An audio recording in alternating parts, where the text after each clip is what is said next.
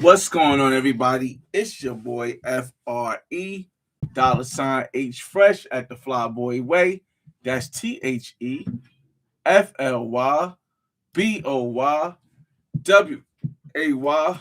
Don't ask why. Just check out the channel. Excuse me. I just finished eating. Took my son to his basketball game. They got the W. It was the last game of the year, last home game of the year, last game of the year before the playoffs. They caught the W. I think they won. Xavier, what was the score of your game? What was the score of your game? Thanks. 31-17. So they end up winning 31-17. So shout out to my son's team. It was super dope. I have a show later on today to go to at my boy, the homie GL and Louis J. They're throwing the Beards and Bottles podcast live. You know, I do that every year with them. I go and I support their channel and their podcast and everything they're doing. They have a live show. It's going to be more like a game night. I believe I'm going to try to live stream that, but that's going to be live streamed on the Flyboy Way live channel. One thing I was looking at was that a long time ago I used to do the town hall. I've been doing so much other stuff in between that I really haven't had time to really get back to trying to do a town hall episode. And for those that don't know what the town hall is when I bring to you guys a discussion about a conversation about something of one of the communities I'm in. Now, I'm in the travel community. I'm in the finance community. I'm in the parenting community. I'm in so many different communities because my life is not one dimensional. And I'm in the Black community. And in this conversation, I just wanted to bring up some things I saw, not necessarily the actual events that I saw, but just the thought of global arbitration and whether or not it's looked at positively or negatively as exploitation based on the person who's doing the global arbitrage. Now I have to say this as a basis. I'm going to shout everybody out in the room. Give me a second. I have to start this with on the basis that we must understand history and how history was told from a one-sided point of view. Because if we don't have that as the plain basis, we will think that people are just naturally this way or naturally look at one particular group of people different from a different group of people, and a lot of people won't give it a chance to say, "Hey, this is what history has been taught." And as times change, the lesson in history's change. The story begins to change as more people are able to show through technology, different parts and different lifestyles around the world. Things are going to always change until they come to a point where it's a more inclusive story of history. So that's the baseline that I want people to understand. I want to give people some time to join the room. So I'm gonna shout everybody out that's already here. I appreciate everybody who joined the room. These town hall discussions they could get a little bit it could touch you a little bit a different way, pause. So hopefully we'll be able to have a good conversation about this. Shout out to Just Vaughn in the room. Salute. What up? Shout out to Global and International in the room. Good afternoon. What's going on, man? Shout out to D Kirk in the room. What it do? Good health, wealth. Oh yeah, and peace. Salute. You in a lot of communities. Yes, I am in a lot of communities. Again, one thing I realized is that at a young age is that it's never good to be one dimensional. Because if you're only in one community, if that community closes off, then what? Like I could never just be a travel creator, because if I was a travel creator, I wouldn't be able to show you how good of a parent I am. I wouldn't be able to show you how I maintain my finances to live the lifestyle that I live. I wouldn't be able to show you the nice Jeeps I got, nice cars I got, the nice. All I would be able to show you is me traveling to different places, and I think that doesn't show the whole story. All right, so this is global. Okay. All right, global journey. All right, so let's get into this. Okay, welcome to the town hall. In this town hall discussion, we're going to talk about global arbitration. And for those who don't understand what global arbitration is, let me read the definition from Google. Or global arbitrage. Global arbitrage is the practice of exploiting price discrepancies from for the same asset, commodity, or other services across different international markets to secure risk-free and low profit to secure risk-free or low profit. It involves buying an item in one cheaper market and simultaneously selling it in another more expensive market. So global arbitration is part of what I believe capitalism is. Understanding where the money is flowing from and where you can make a profit off of that. I think they're very similar, but the biggest difference between global arbitration and capitalism is that capitalism is usually based on one system or one environment, whereas though global arbitration can be unanimously all at one time. Capitalism also can be a worldwide thing, but it's usually separated that way. Um, Now I want to give you the definition of exploitation because a lot of people have the negative connotation that exploitation is a negative thing versus just being a way to describe something. So let's just define exploitation. Definition of exploitation: the action or fact of treating someone unfairly in order to benefit from their work. Here's where and I want to go back to the definition of global arbitrage because the act of treating someone unfairly, we have to go into unfairly. If two parties agree on one thing, if I say this bottle of water to me, I want to sell it to you for $2. And you say, okay, it's worth $2. Here's my $2. Just because I brought this bottle of water for 50 cents, does that mean that I am exploiting you? Does that mean that I'm exploiting you? Because I brought this for 50 cents and sold it to you for $2. It doesn't take into account that I had to make the water cold because when I brought it, it was hot. It doesn't take into account that I had to go somewhere with my car to pick the water up and bring it to you. Is it simply exploitation? Because I tell you that you have to give me $2 for this bottle of water I paid 50 cents for. I'd say no. I think by the definition of exploitation, I would say unfair. I would say no. However, there has become a big situation in many communities on the look of black men or men of, let's say, not just black. Let's say black. Let's say black men traveling to different countries to because they're able to get a better lifestyle, whether it's living, whether it's women, whether you just want to have fun, they're able to get a better lifestyle for less money than they can in the states that they're from. And that is starting to be looked at as a negative thing. Um, I think the reason why is because, as I said, most people don't do research. Most people don't look at definitions, so they automatically assume it that this is a bad thing when we see a black man with money. Now we have to separate black men with money versus black men without money because there is a difference on how they travel. There is a difference on how they move, and money can be just based on geographic. You might say a person might say in the United States $100,000 ain't no real money. Another person might say $50,000 ain't no real money. As you go to other places, you go to places in Africa, you go to Thailand, you go to Colombia, you go to Brazil, somebody else may say, yo, $50,000 is a lot of money. $20,000 is a lot of money because it depends what environment you're in based on what is a lot and what's a little bit. So I just wanted to make that clear because there are going to be different ways that people look at them based on the amount of money that people have.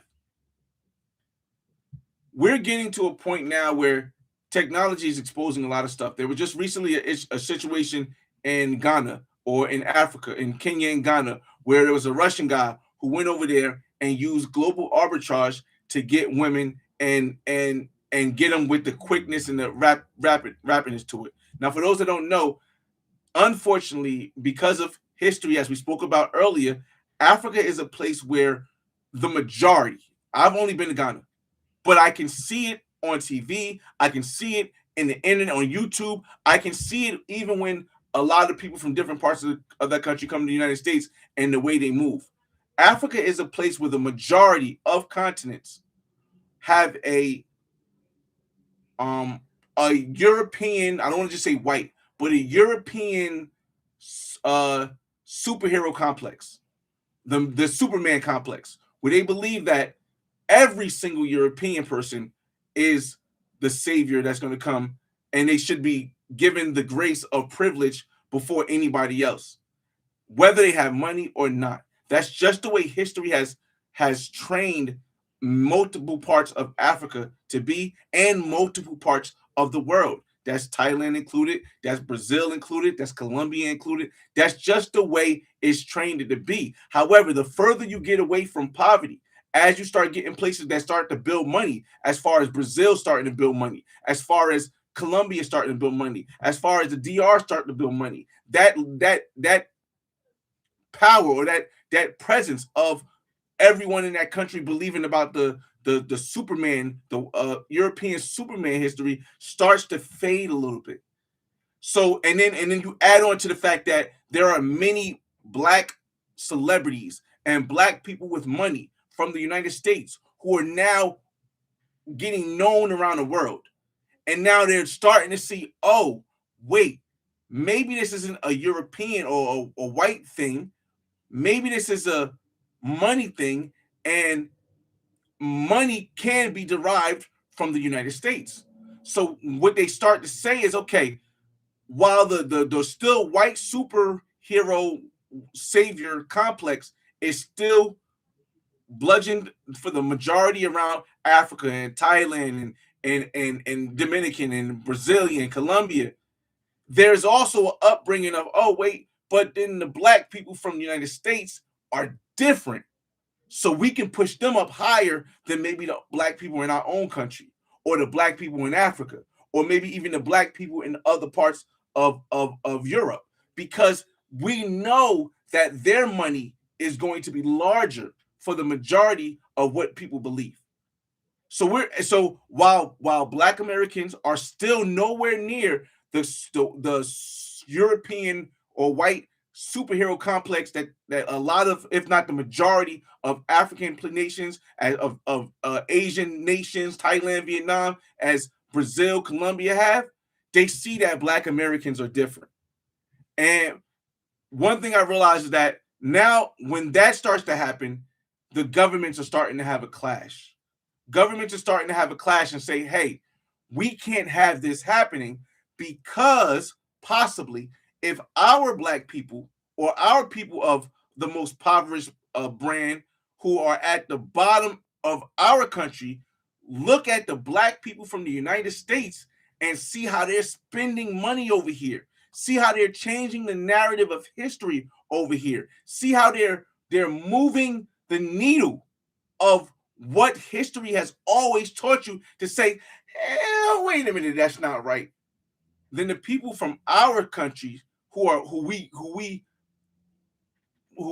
not to say force, who we systematically kept at the bottom, even if it's not black people, even if it's aboriginals, the people who we systematically kept at the bottom in our country can finally be like, oh snap, if they can do it, black Americans can do it.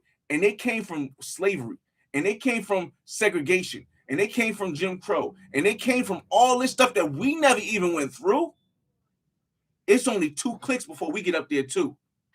And that's something that the majority of governments are never going to want or allow. Because of that, when you look in the media, you rarely see cases of that go against the narrative. They'll point out, for example, there was a brother. I don't know him. I don't have that. There was a brother in Brazil that did something very bad and got locked up for it. But that brother was one of 100, maybe 1,000 different people who got locked up and charged with the exact same crime. The majority of those people are from Europe. based on their statistics. I'm not going on my opinion. I'm going on based on the statistics of that country. The majority of them are from Europe, but the news will not promote. The news will not push out the majority of that because that then hits the narrative of the white super or European super savior. And you can't control what the news in the country is going to do, especially if not, even if you're from that country, you can't control what the mainstream media is going to put out there because the mainstream media is only a subsidiary of the government to be able to show what they need to be shown to keep the status quo as a status quo. Whether you think it's fair or not, the purpose of the media in every single country is to keep status quo at status quo with all the information that's given out.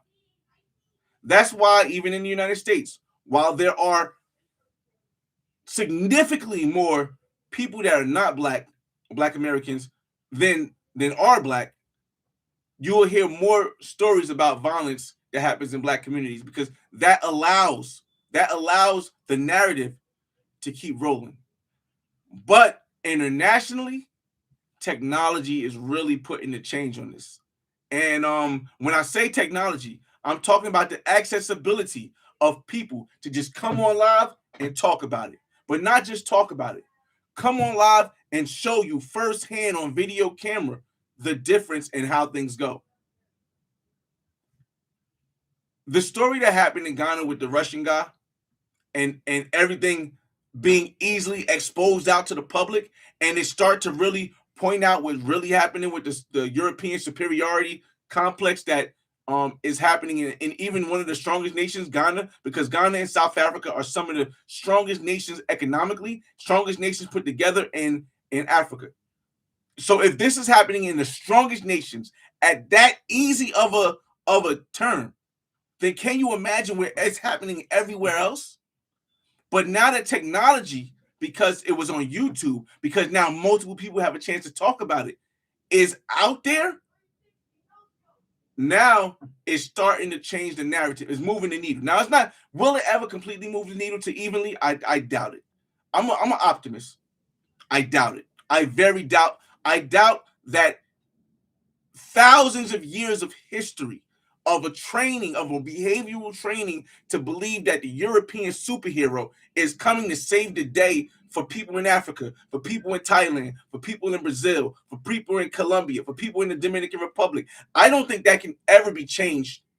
And it definitely won't be changed over a 200-300 year span.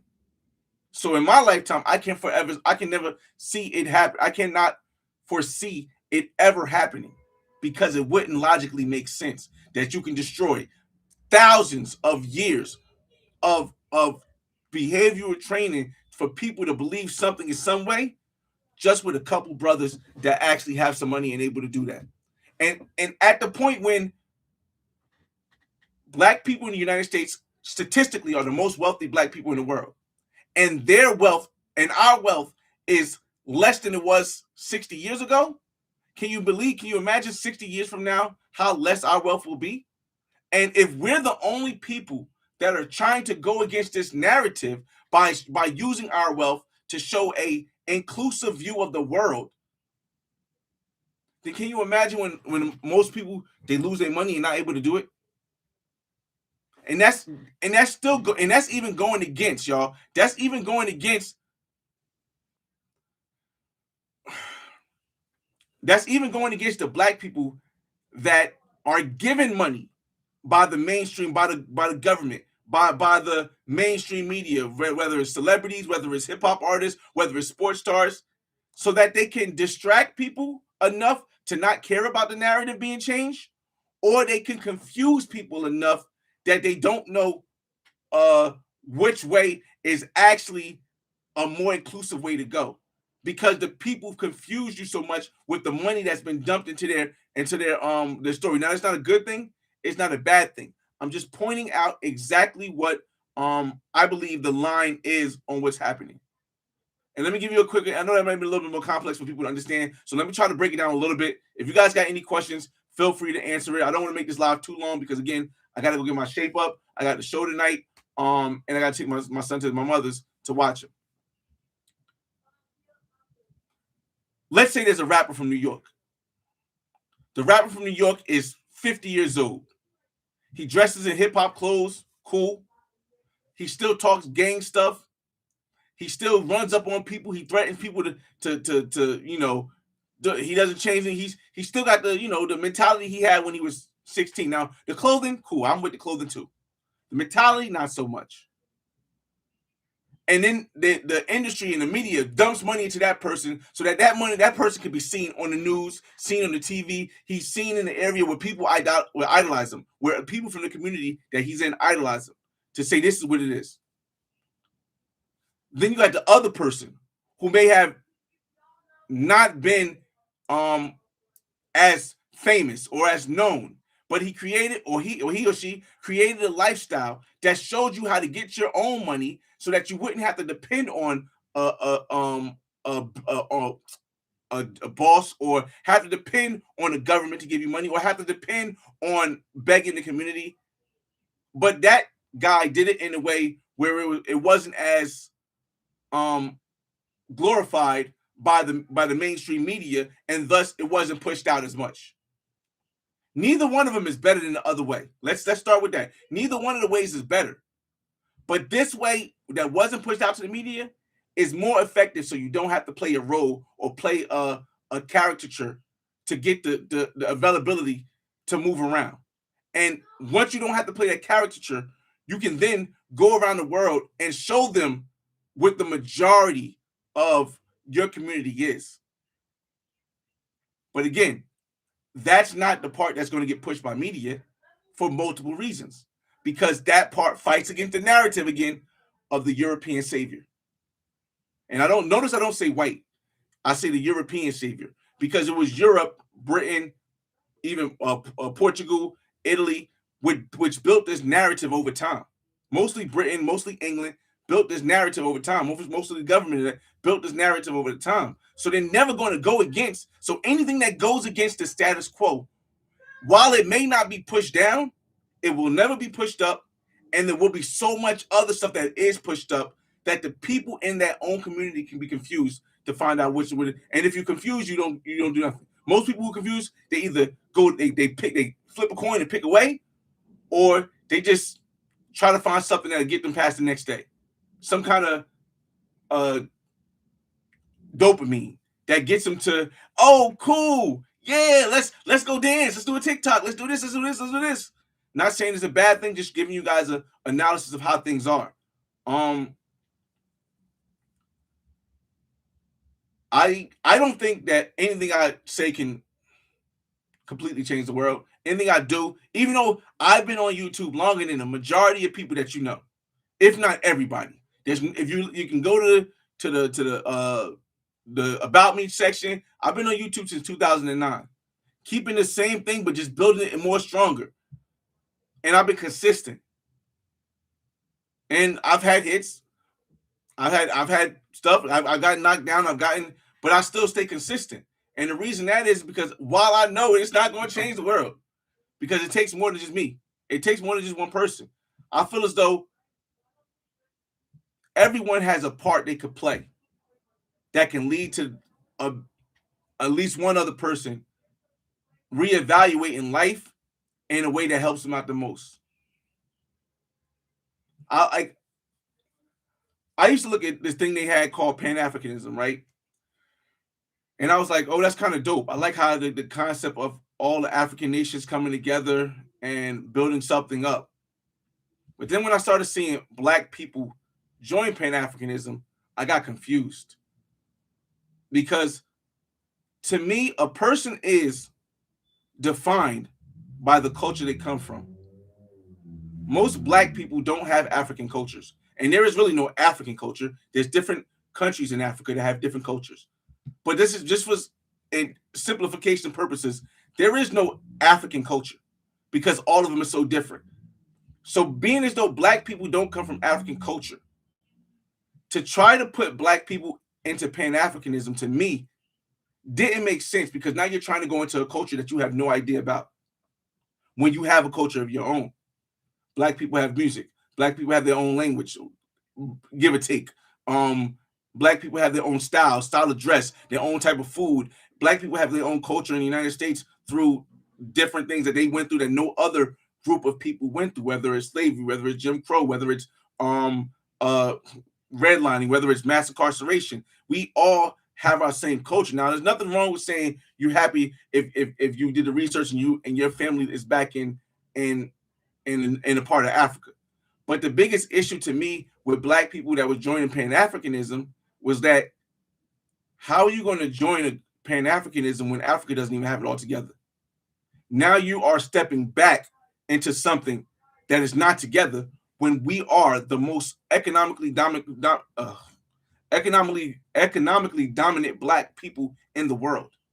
When we are the people who've overcome more obstacles than anybody in the world. But to go back and let someone else lead a movement that includes you to try to connect the world when they have not even figured out a lot of stuff as far as how to become the most wealthy or how to unite the people all around the continent, you're only setting yourself up for failure.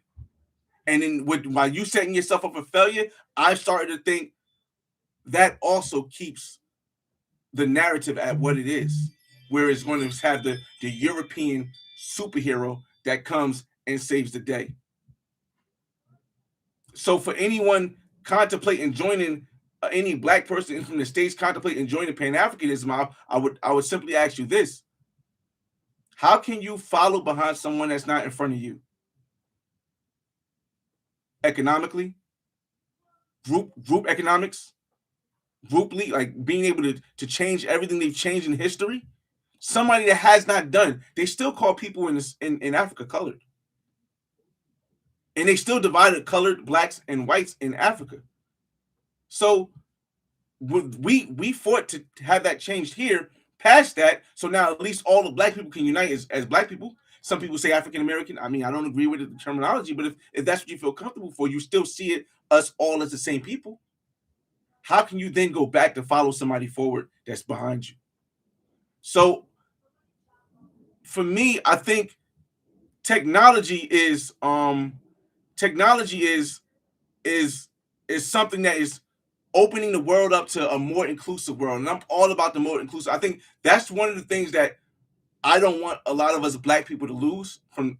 I don't want us to lose the fact that hip hop didn't gain global recognition, global acceptance. It didn't become the number one culture in the world because we dominated these people. We didn't do what Britain did. We didn't go and capture people. We didn't put our own people in advance as Britain did when they put the people in India or when they put the people in Japan. We didn't do that. What we did is we went to a culture. We listened to their culture. We absorbed their culture. We took our culture there and we blended it up and said, hey, this is a culture that's mixed with your culture and our culture. Do you accept it?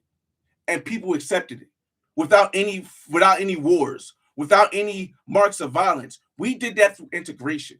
And what I think the biggest mistake of us people that are Black and Americans that had that knowledge of integration is that when we go to societies and we don't integrate, and then we just do the same thing that Europeans did before us, then there's no reason why the other society should look at us any different.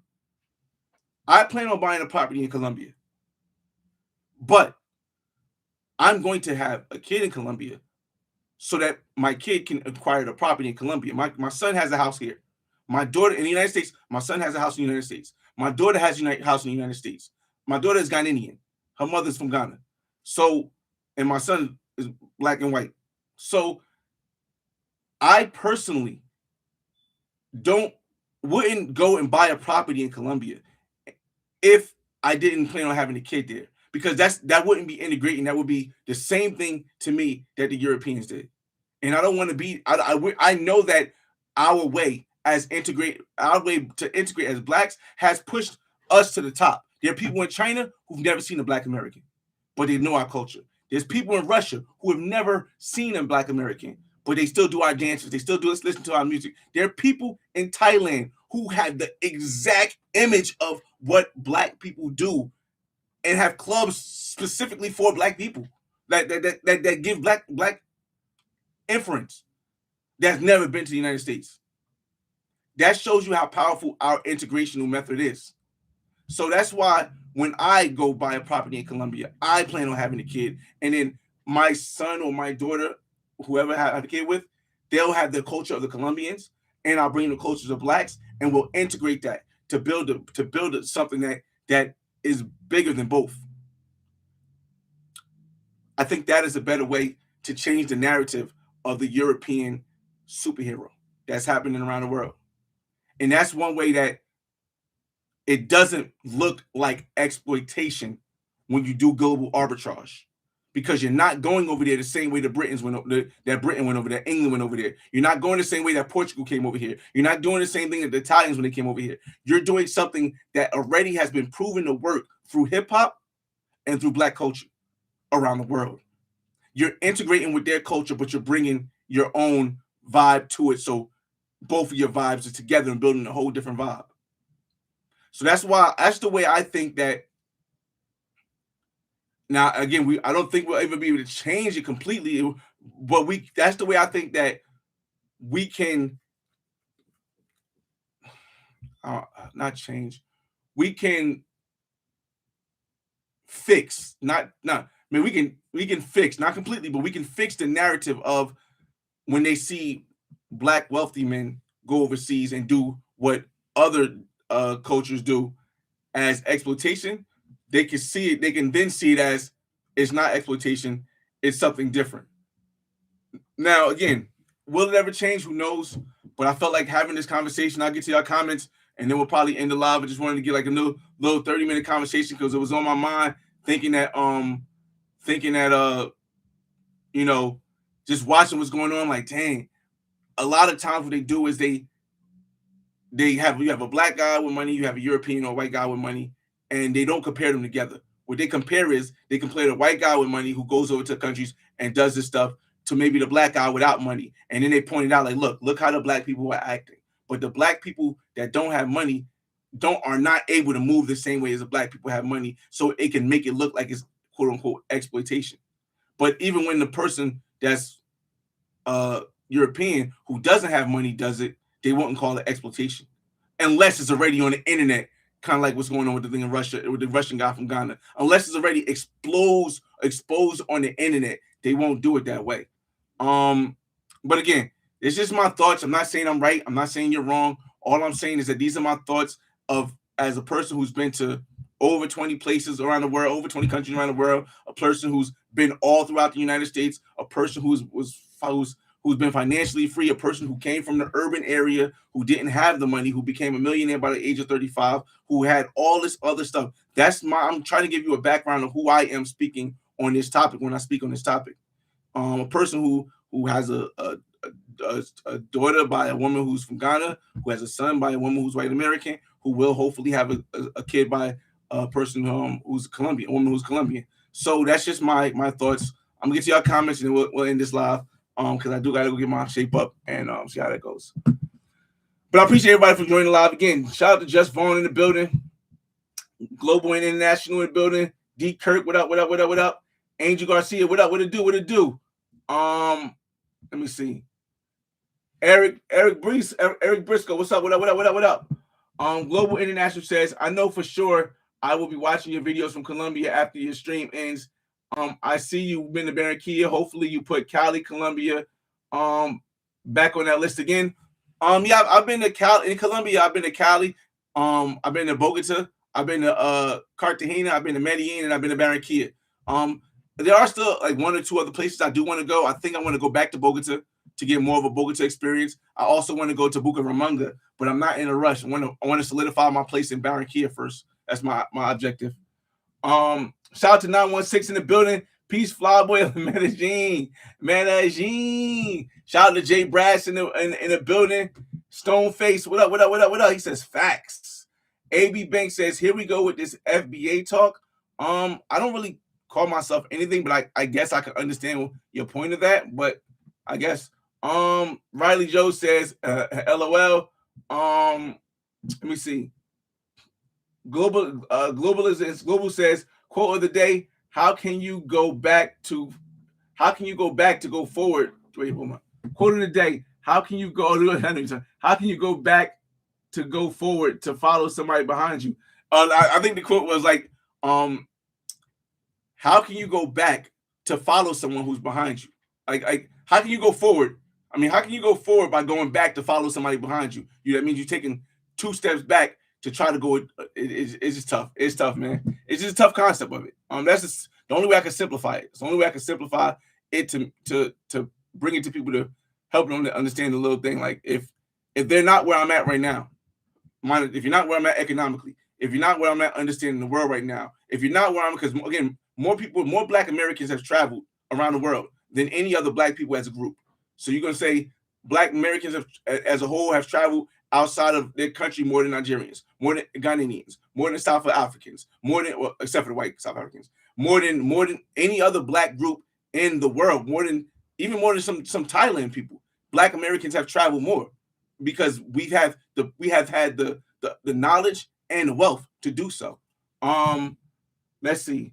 Black Americans thought has shifted. FBA cultural revitalization should stay. Again, I don't like to go behind any group because I don't really, even though I do know what FBA stands for, I don't really know. I don't dig too deep into the whole initiation and who the people are. I just speak from a person who's traveled, a person who's come from this place, and not just traveled around the world, but traveled throughout the United States. Because before you know who you are, you got to know how the world sees you.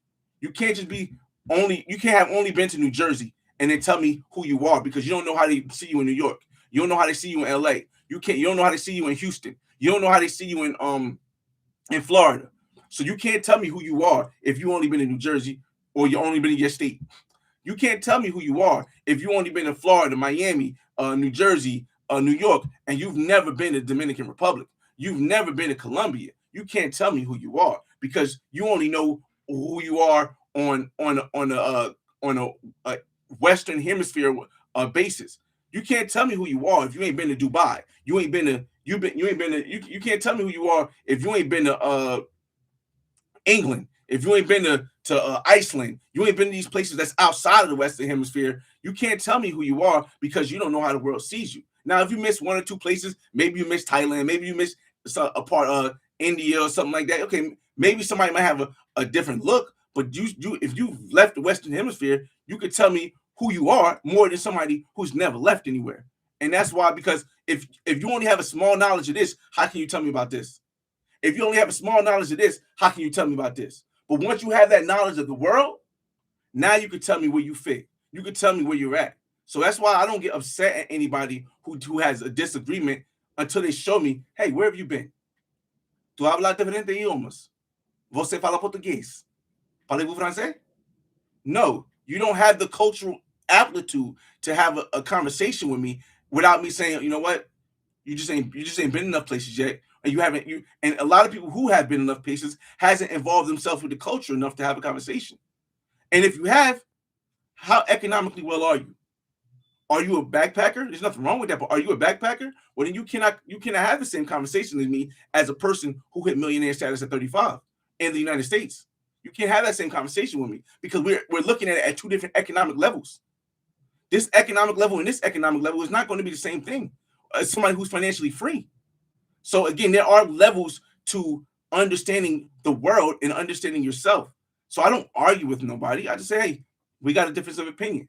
But the reason why your opinion is different is because your knowledge of the world, your knowledge of economics, your knowledge of history is not globalized or wide enough to really have a conversation. You know what I mean? There's just different levels. Let's see. Let me see. Where did I end this at? All right, let me see. I'm gonna say Black American parts right there. Martinez says, "What do Black Americans have in the U.S.?" Wait. Martinez Roper says, "What do Black Americans have in the USA that they benefit from in a majority? Things they develop, the European Americans control and share a small population with them." Um. Okay, let me ask this question: what do Black Americans have in the U.S. that they benefit from in the majority? Majority just depends on what location you are in, and also depends on um the schooling in a lot of areas. When I say this, I mean this: the majority of people that I know own houses that make money. Black Americans, the majority, no, the majority of my friends own houses that make money, or have businesses that make money, or have something of their own that's outside of their 9 to 5 that makes money. The majority of my friends, the majority of people I know do not. It's a level of it. But there are far more people of Black descent in the United States that have more that they can take and grow that they own than any other place in the world that are Black or Aboriginal, because of the fact that the United States is the #1 economy in the world. So while we still have that availability, it is important that a lot of us start to change the way we think so that we can change the way we live. Because if you never change the way you think, you'll never change the way you live. For example, I own a property. It's not a property. I could have went out and bought my first house that was a one family house, had my kids, got married, but I understood that system only drags from me as a Black man, and it drags from me because if I have to pay somebody over and over again without getting, if I have to have a house that I have to pay mortgage over and over again without without uh without getting money from the house, it's a liability. It's not an asset. But I know I can live in the floor, rent the other floors, and now this liability becomes an asset that I have, like you said, that I have control over, that I can take and use to benefit me around the world. And that's what I'm saying. This is this. So this is this. Yes, there are Black Americans there are a lot of Black ones that I know that have things like that. So and I don't know. Well, okay, Europeans don't control my assets. Now, do I have to pay taxes? Of course. Are you if you're trying to say paying taxes is a form of control? Maybe I don't see it because just because I owe somebody taxes, if I pay the taxes on time, they can't just say, you know what, we don't want your money, we're gonna take your house. They can't say that. It doesn't work that way. So I don't think that's a form. I think if anyone is in control, it's me. But again, everybody has different opinions. Let me see. First, you have to define Pan Africanism. I think it means different stuff to different people. I don't think anyone looks at it in terms of being a follower. All right, so let me definition of Pan Africanism. Pan Africanism is a worldwide ideology and movement. It promotes unity and shared identity for people of African descent, aiming to empower them through cooperation. Historically, it has opposed colonialism, racism, and oppression. So here we go. People of African descent. If it is a unity and shared of people of African descent, the people who will be in the lead of Pan-Africanism would have to be directly descendants of Africa, directly living in continental African people, because that is what it is, the basis, the ground basis of what Pan-Africanism is. Pan-Africanism, the ground basis of Pan-Africanism is being a person who is in Africa. Now, here's the thing. A lot of people don't understand that before Christopher Columbus got to the United States, are you going to tell me that people from Cuba weren't coming to the United States, or the land that was called before the United States? Do you tell me the people from Haiti wasn't coming to the United States? You're going to tell me the people from Colombia, the people from Brazil couldn't get a boat to the United States before Christopher Columbus came? However, when they got here, everybody was Native American except for the slaves they brought. How logical? It's not logical. It's just not logical. I've seen people on canoes, on speedboats rather, come from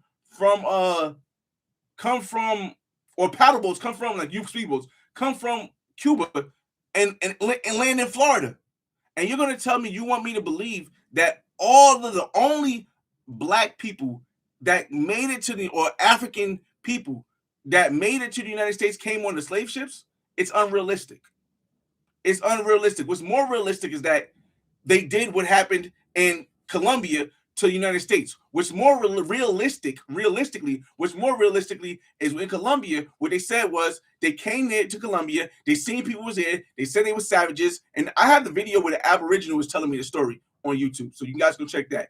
They seen the people were savages. They went back to England. They said, "Hey, we want to rescue these people. We need guns. We need weapons. We need stuff to go back and rescue these people from annihilation." The people got sick from the a lot of the people in Colombia got sick from the viruses that the Europeans brought over. And then when they came back, a lot of them was dead, and the ones that wasn't dead, they chased down for gold. They chased down with the guns they got from Europe, and they turned some of them into slaves, and the other ones they just killed off. That's what the Aboriginals in Colombia said was, which Colombia was discovered before America. Remember, it was discovered before America. So are you telling me that it's more logical that all of the black people they brought over here was from Africa when that's when they said it there? So when you say uh you know African descent, you might not be including all black Americans. You may not be including all black Americans. So again, that's why I say when you don't know, you just don't know. Again, that's why I say I try not to have disagreements or try to argue or try to force you to believe anything if you haven't done the research, because I don't know if you went to Colombia and heard the Aboriginal stories. I don't know if you went to Brazil and to Rio and heard the Aboriginal stories coming from Bahia, or I don't know if you went to Jamaica and heard the stories of the Jamaicans being over here in the States way before Christopher Columbus came. And he didn't even make it to the States. It was his America was his seller that made it to the States. So again, there was so many different stories that were whitewashed away simply because it wasn't inclusive history. And now that travel is being more widespread, now that technology is giving people an opportunity to speak and push it out, we are all starting to see the different changes and what's causing everything, and slowly things will change. But again, I won't ever say it will ever go to being a fully inclusive place or even push past a certain needle. But just to have that conversation, it's difficult for me to have a conversation with a person that hasn't really been there, rather than just reading books, which is designed by the people, rather than talking to the people who actually live in these countries. Es diferente cuando tú hablas el idioma y cuando o cuando tú hablas solo inglés, porque it's a different way of understanding of entiendo. All right, so let me see.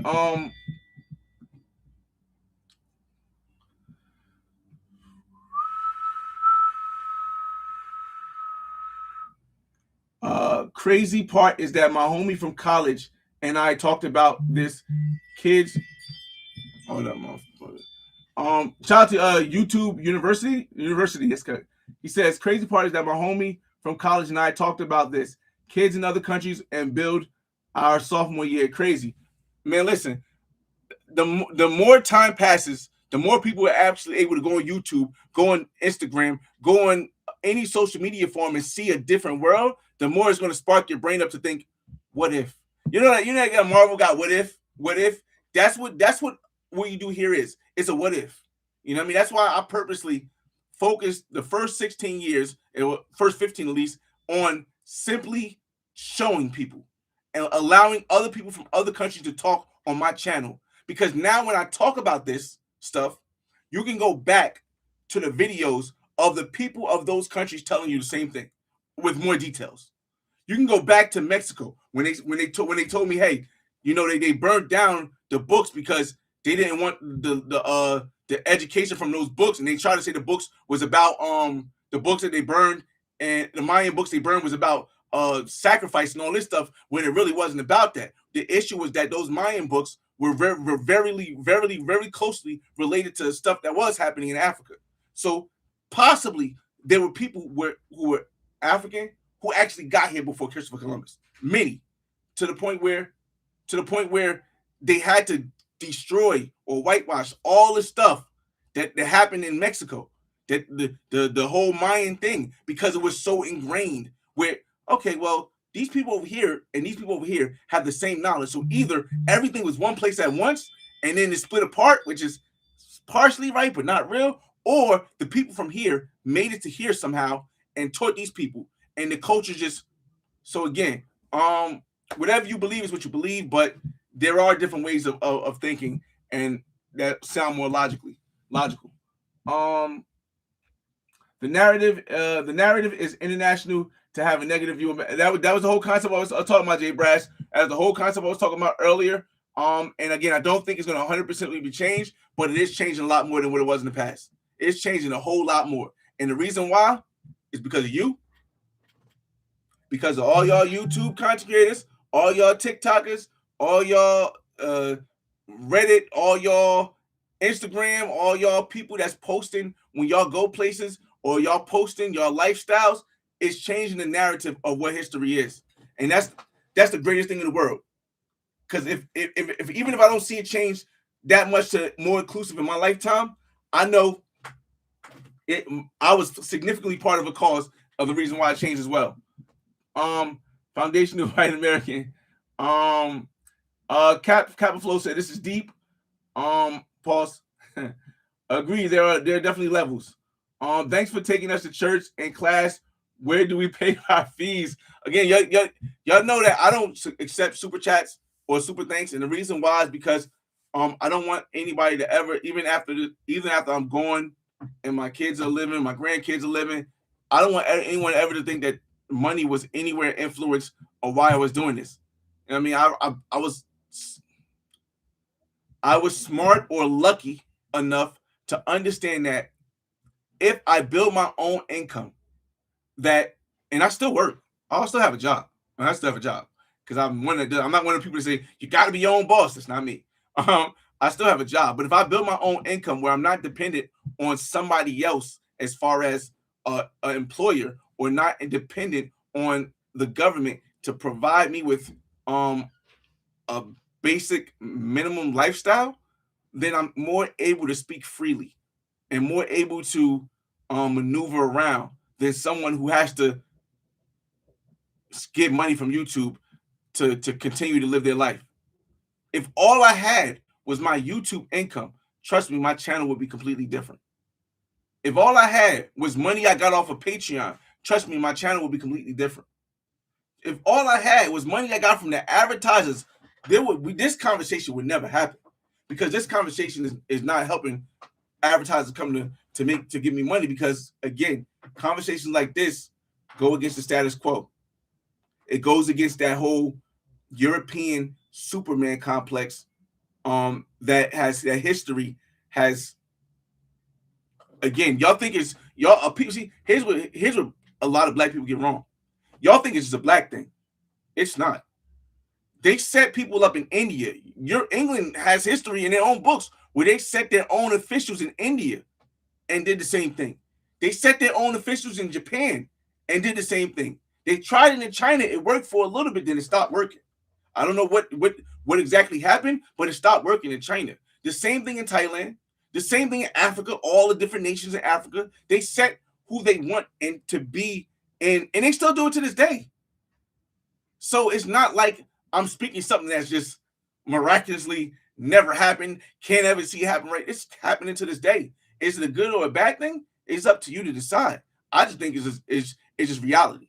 I don't say good or bad. I don't think there's right or wrong. I don't think there's good or bad. There's what's reality and what's make-believe. What's reality and what's more or less likely to be truth or inclusive. So, Martin Roper says, no, I'm talking about things like music and fashion. I mean, this is just some businesses. Music, fashion, etc. is just certain businesses. Maybe there aren't black people that own music and fashion or have control of it. I don't know. But that's just two aspects of it. That's like saying black people can only make money through entertainment.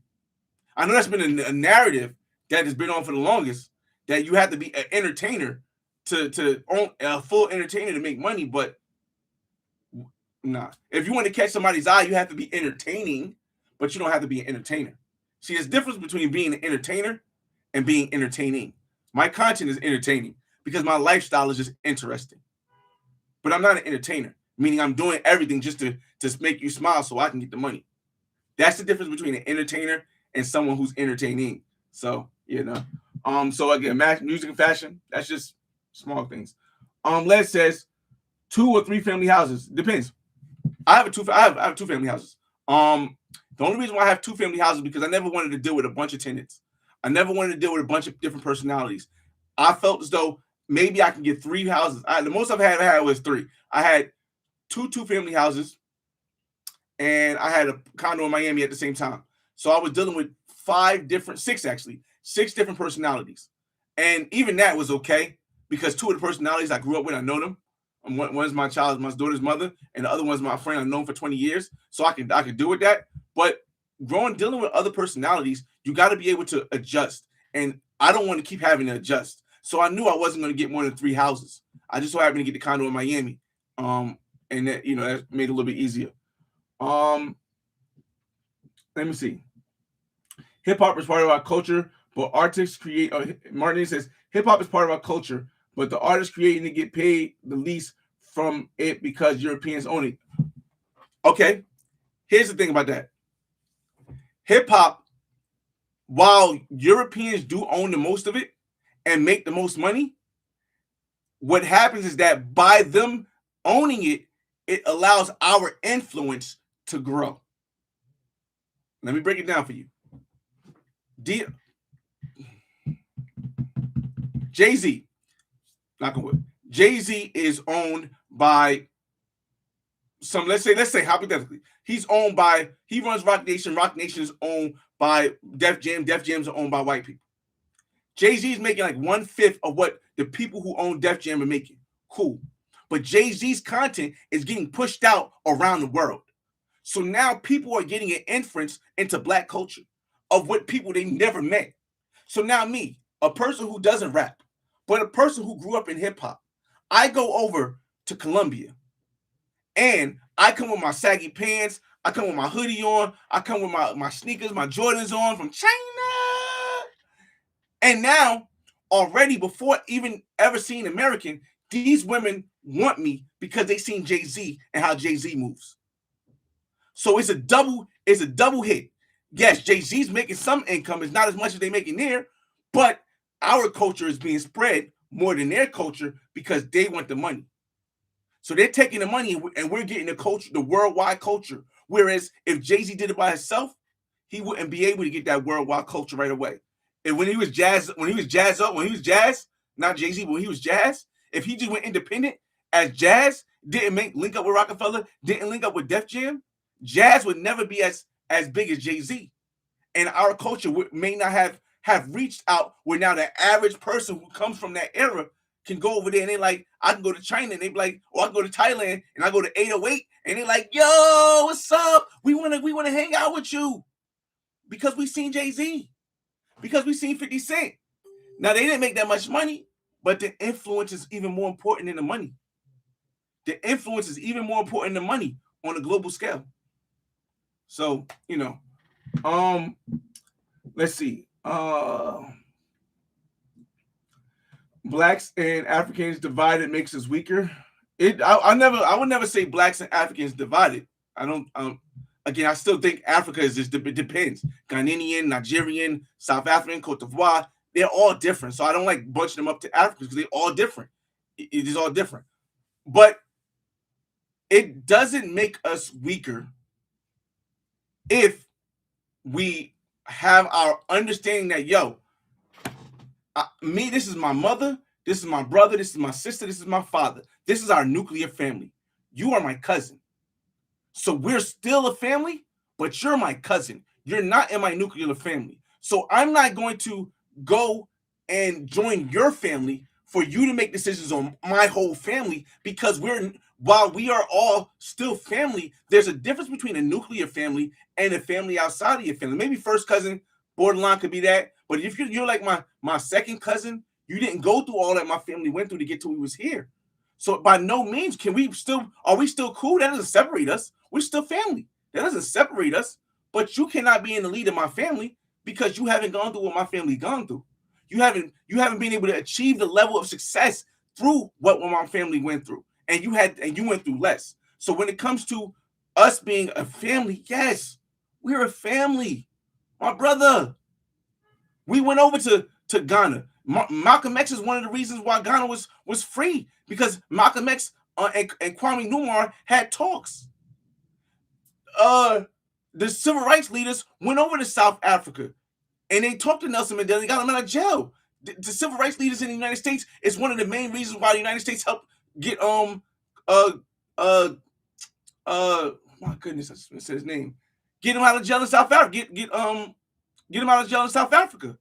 So if you do your history and research, we've always been, you are family, but you cannot be in the lead because you have not reached the point where us Black Americans have reached, and you still have that mentality of the European savior.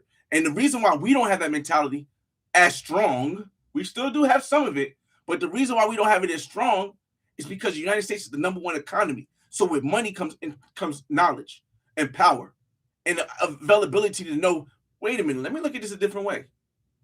But when you don't have the money, you don't have a chance to look at it a different way, because if you don't look at it the way that we look at it, you won't get no money, and we'll let your family starve on that dirt road, and we'll put you on the commercials with the flies and stuff like that. So that's why when I say there is no separation to make us weaker, it's just an understanding that you cannot be the lead. You cannot be the lead. If we're going to try to function as a unit, you cannot be the head of that unit. Pause.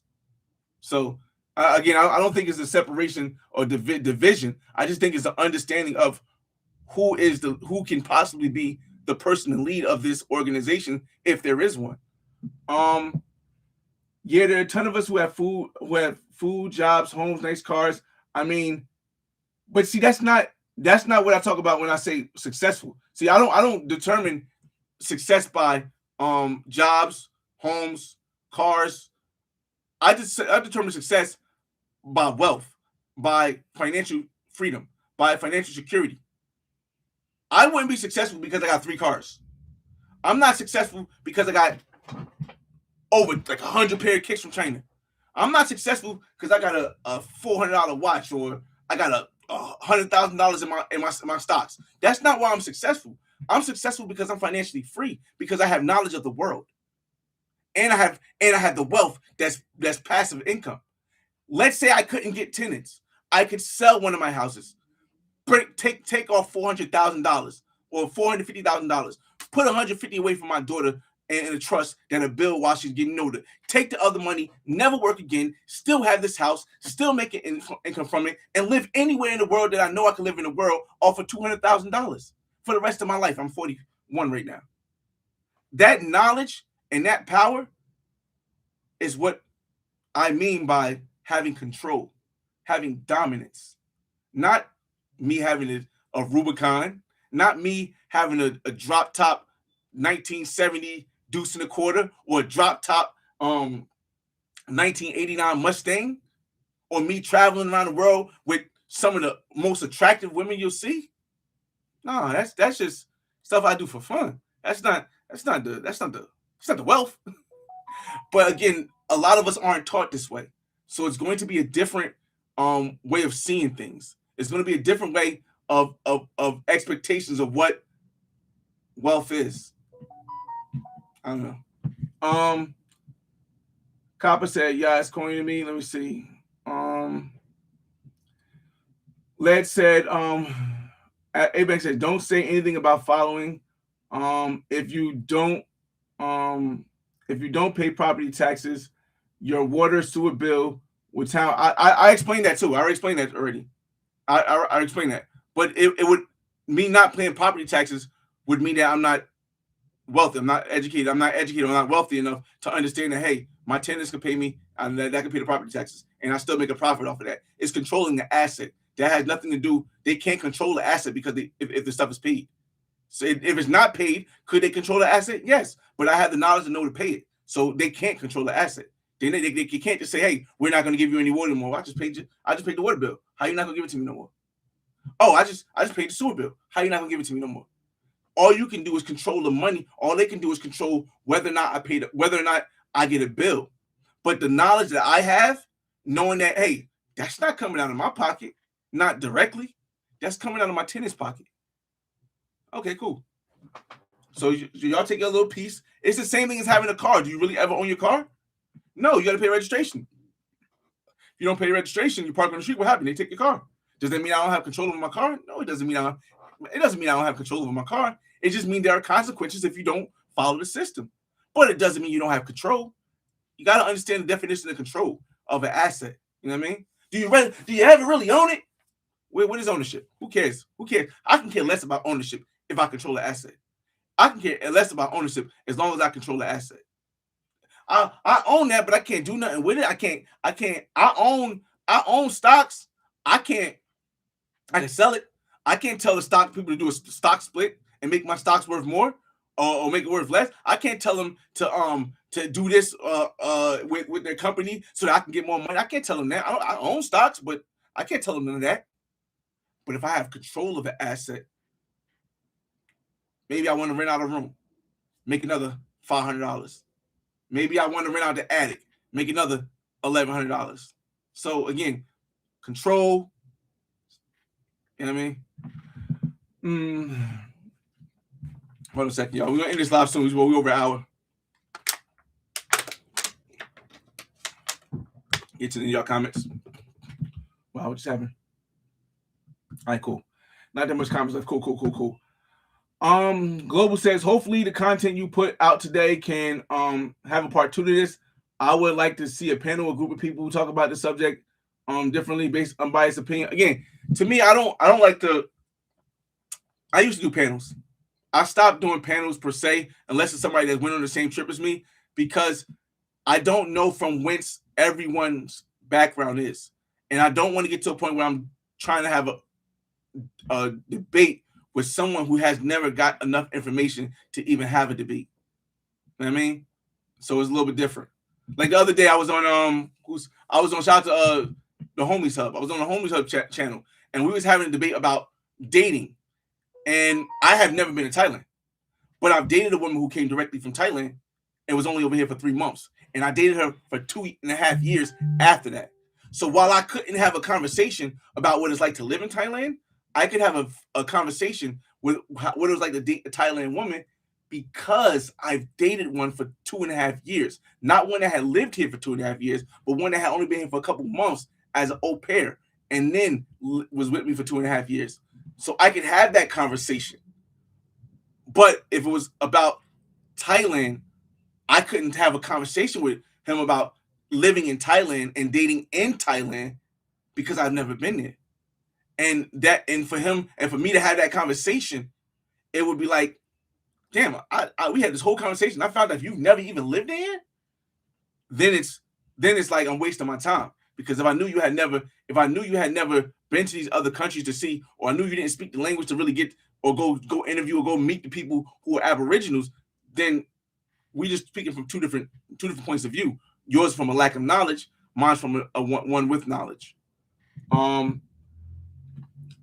Annotation said, with one exception of Afro-Cuban, the only black people that have left the earth to space were Black Americans. Prove me wrong. I don't know who he's talking to about that one. Again, I don't know.